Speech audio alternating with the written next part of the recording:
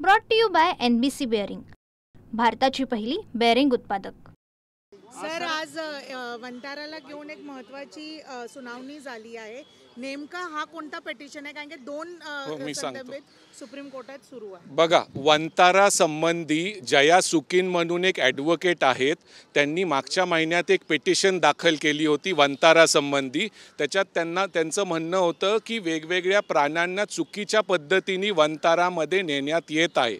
त्याच्यावर मागच्या महिन्यातच सुप्रीम कोर्टाने एक 3 मेंबर SIT रिटायर्ड जस्टिस चेल्लमेश्वर यांच्या चेअरमनशिपमध्ये फॉर्म केली होती। आज त्या SITनी सुप्रीम कोर्टात रिपोर्ट सादर केला आहे। त्या रिपोर्टमध्ये म्हणणं आहे की वंतारामध्ये जे काय होत आहे ते लीगली होत आहे आणि त्याच्यात काहीही चूक नाही आहे असं सुप्रीम कोर्टाने म्हणलं आहे। आज ती ऑर्डर संध्याकाळी येईल। रिपोर्ट सुप्रीम कोर्टाने एक्सेप्ट केलेला आहे। मग त्या रिपोर्टच्या प्रमाणे वंतारामध्ये काहीच चुकीचं होत नाही। ते प्रोसिडिंग चालू असतानाच एक ॲडव्होकेट उठले आणि ते म्हणले मला एक अर्ज करायचा आहे माधुरी हत्तीनी संबंधी। तर कोर्ट म्हणलं ह्या प्रकरणामध्ये आपण ते बघत नाही आहे, ते वेगळं प्रकरण आहे। तर वंतारा संबंधी एका ॲडव्होकेटनी जे पिटिशन फाईल केली होती की याच्यात चुकीचे प्रकरण होत आहेत जामनगरमध्ये, त्याच्यात सुप्रीम कोर्टाचं म्हणणं आहे आणि सुप्रीम कोर्टाने बनवलेल्या SITचं पण म्हणणं आहे की ह्यात काही चुकीचं नाही आहे आणि कोण जर चांगलं काम करत असलं तर त्याच्यात लोकांनी हस्तक्षेप करू नये।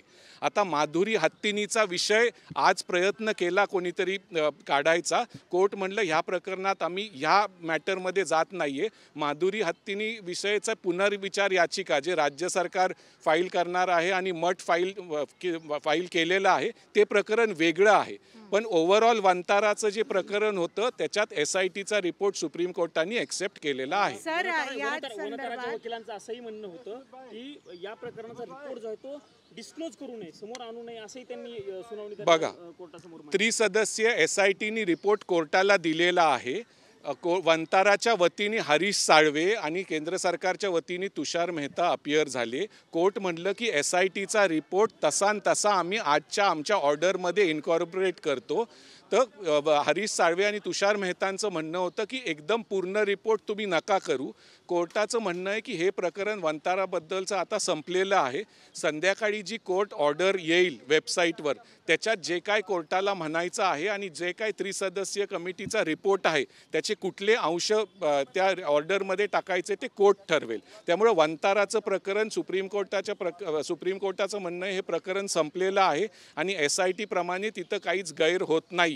आता जे माधुरी हत्तीनी संबंधीचा विषय आहे ती पुनर्विचार याचिका ते प्रकरणच वेगळं आहे। हे प्रकरण जे होतं ते वंतारा ॲज अ होल ते प्रकरण होतं, त्याच्यात सुप्रीम कोर्टाचं म्हणणं आहे की तिथं काही गैरप्रकार होत नाहीये। सर, तुम्ही जो आता केस सांगतायत त्याच केसमध्ये राजू शेट्टी यांनी SITला आपले स्टेटमेंट सबमिट केले।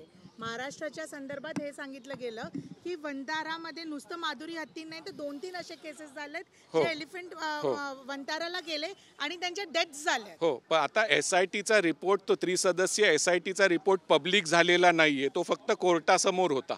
आता आज संध्याकाळी जेव्हा ह्या मॅटरमध्ये ऑर्डर येईल या जया सुकीनच्या मॅटरमध्ये त्याच्यात आपल्याला समजेल की कितपत रिपोर्ट तो कसा एक्सेप्ट इन प्रिन्सिपल केलेला आहे, पण तो रिपोर्ट पब्लिक होतो का, तो ऑर्डरमध्ये पूर्ण येतो का ते आपल्याला बघावं लागेल। आणि जे काही SIT समोर लोकांनी प्रकरणं दिले होते वगैरे त्याच्यावर SITनी पूर्ण विचार केलेला आहे आणि त्यांचा रिपोर्ट सुप्रीम कोर्टात सादर केलेला आहे। आता माधुरी हत्तीनी संबंधीचं माझं म्हणणं आहे की ती पुनर्विचार याचिका तो विषयच वेगळा आहे। आज प्रयत्न झाला त्याच्यात अर्ज दाखल करायचा, पण कोर्ट म्हणलं की वंतारा संबंधीचं प्रकरण हे आम्ही आता समाप्त करत आहोत।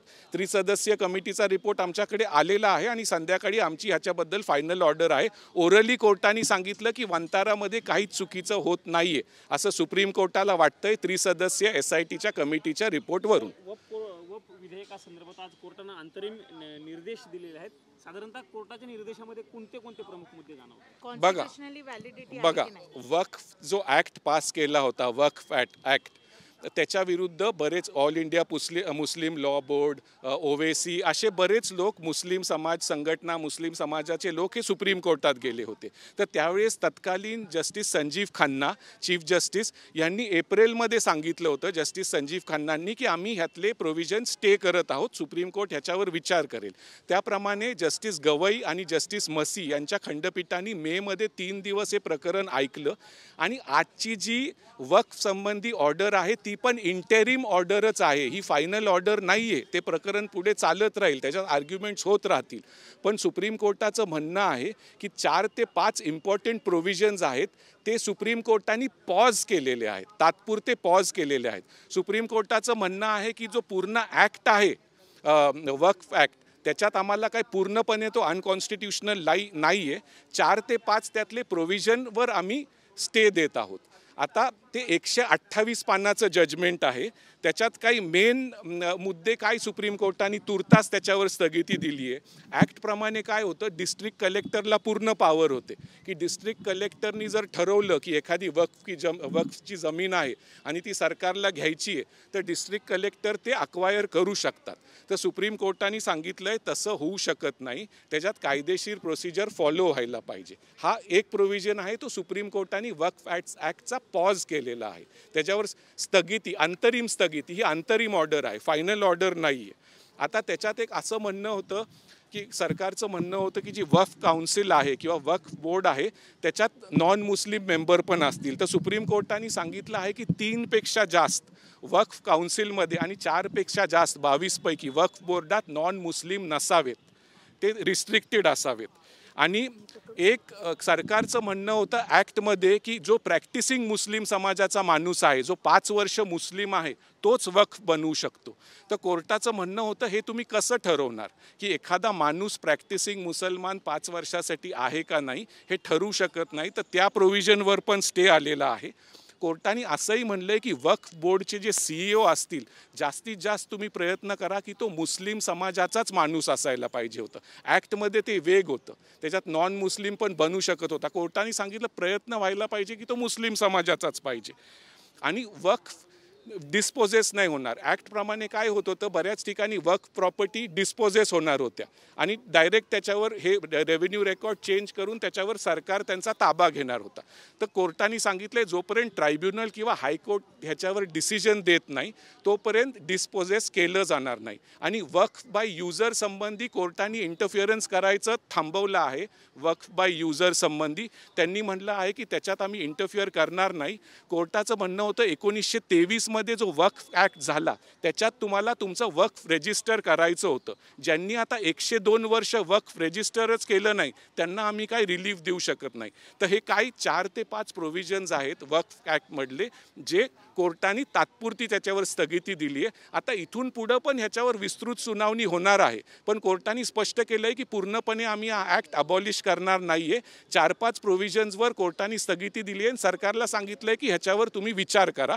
इथून पुढेही ह्याच्यात आर्ग्युमेंट्स होतील आणि त्याच्यात मग पुढे काय होईल ते आपल्याला काही महिन्यांनी किंवा एखाद्या वर्षांनी समजेल की पुढे काय होईल. Brought to you by NBC bearing, भारताची पहिली बेअरिंग उत्पादक.